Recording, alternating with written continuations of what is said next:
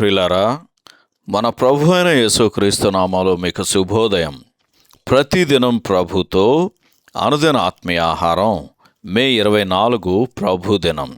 నేటి లేఖన పఠనం యెషయా గ్రంథం 37వ అధ్యాయము 5-20 వచనాలు.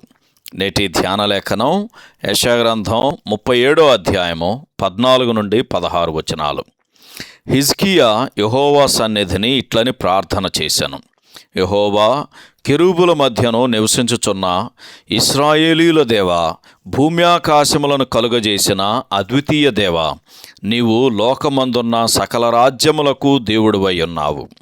వ్యాఖ్యానాంశం: అద్వితీయ దేవుని మహిమ. వ్యాఖ్యానాంశం: అద్వితీయ దేవుని మహిమ. వ్యాఖ్యానం: హిజ్కియా సేవకులు తమ రాజు చెప్పిన మాటలకు విధేయులై శత్రువు ఎదుట మౌనంగా ఉండిపోయారు. తర్వాత వారు శత్రువు పలికిన మాటలన్నిటినీ తమ రాజుకు నమ్మకంగా తెలియజేశారు అని యెషయా గ్రంథం 36వ అధ్యాయము 21-22 వచనాలు చదివితే మనకు అర్థమవుతుంది. వారు తమకు అప్పగింపబడిన పనిని యెషయా సముఖములోనే జరిగించారు.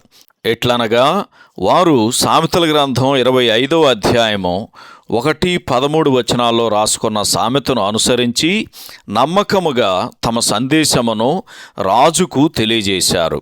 వారు దేవునిచే నియమింపబడిన నమ్మకమైన గృహ నిర్వాహకుడగు హిల్కీయా కుమారుడైన ఎల్యాకీముచే నడిపించబడుటను మనం గమనించాలి.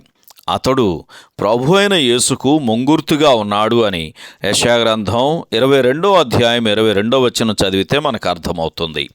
ప్రవక్త ఇచ్చిన జవాబుతో మరలా ధైర్యం తెచ్చుకున్న హిజ్కియా ఎంతవరకు తనను భయపెట్టుచు యెహోవాను తిరస్కరించుచున్న అష్షూరు రాజు రాసిన లేఖను అందుకొన్నాడు.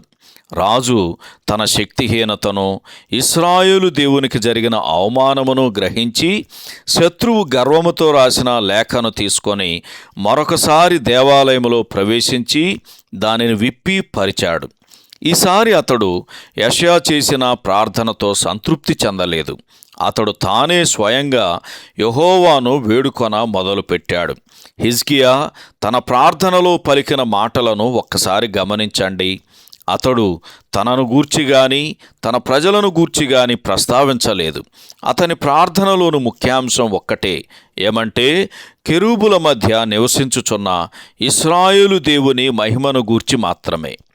అష్షూరు రాజు జయించిన ఆయా జనముల దేవతలు లోకమందున్న సకల రాజ్యములకు దేవుడైన యెహోవాకు సమానము కాదు అని గమనించాలి. ఈ సందర్భంలో యెషయా గ్రంథం 37వ అధ్యాయము 12, 16, 17 వచనాలను, కీర్తనల గ్రంథం 74వ కీర్తన 10, 18 వచనాలతో పోల్చి చూడండి. సహోదరుడు జాన్ కోక్లన్. శుభములతో వందనాలు. ఈ సందేశాలకు సంబంధించి కానీ బైబిల్కు సంబంధించి కానీ మీకేమైనా ప్రశ్నలు ఉంటే ఈ క్రింది నంబరుకు వాట్సాప్ ద్వారా పంపించండి. మీ ఆత్మీయ క్షేమాభివృద్ధి కోసం అనుభవజ్ఞుల ద్వారా జవాబులు అందించబడతాయి.